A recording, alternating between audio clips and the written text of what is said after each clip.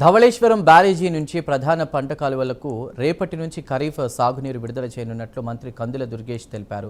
సాగునీటి సలహా మండలి సమావేశంలో ఈ మేరకు నిర్ణయం తీసుకున్నామన్నారు.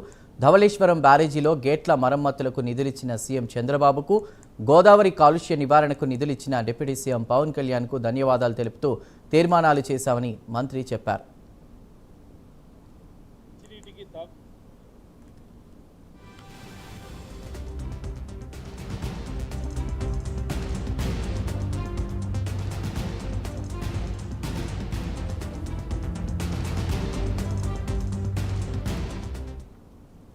అక్టోబర్ 31వ తారీఖు వరకు ఖరీఫ్కి నీటిని విడుదల చేసి దాని ద్వారా ముందుగానే నీటిని ఇవ్వడం ద్వారా రేపొద్దున ఇబ్బందులు లేకుండా చేయాలనేటువంటి ఆలోచనతో ముఖ్యమంత్రి గారు ఒక నెల ముందుగానే ఈ నీటి విడుదల గురించి రాష్ట్ర వ్యాప్తంగా కూడా నిర్ణయం తీసుకోవడం జరిగింది. అదేవిధంగా ఇందులో ప్రధానమైన మరో అంశం మంచినీటికి తాగునీటికి కూడా ఇబ్బంది లేకుండా ఉండేలా చూడాలనేటువంటిది కూడా ఇంకొక ఆలోచన ఉంది.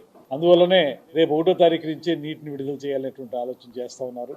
ఇక్కడ కొంత మన శాసనసభ్యులందరూ కూడా వారికి ఉన్నటువంటి అనుభవం దృష్ట్యా ఒక 15 రోజులు ఆగితే దీనివల్ల ఉపయోగం ఉంటుందనేటువంటి మాట చెప్పారు. దాని మీద మేము ఎస్సీ గారికి ఇతర అధికారులకి కూడా సాధ్యాసాధ్యాలని చర్చించి ఏ విధంగా చేస్తే బాగుంటుంది, ముఖ్యంగా ఏవైతే ఇప్పుడు డీసిల్టేషన్ పనులు కానీ ఇతరత్ర వీడ్ కంట్రోల్ పనులు కానీ చేస్తా ఉన్నారో వాటిని 15 రోజుల లోపల కంప్లీట్ చేయగలుగుతారా లేదా అనేటువంటి అంశాన్ని తెలియజేయమని, దానివల్ల వాటర్ ఫ్లో సజావుగా ఉంటుందనేటువంటి మాటను కూడా వారికి చెప్పడం జరిగింది.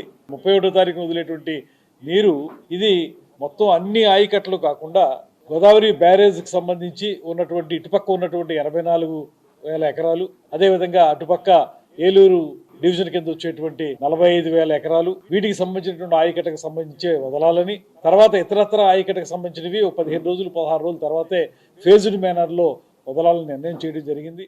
జూన్ 1వ తారీఖు నుంచి అక్టోబర్ 31వ తారీఖు వరకు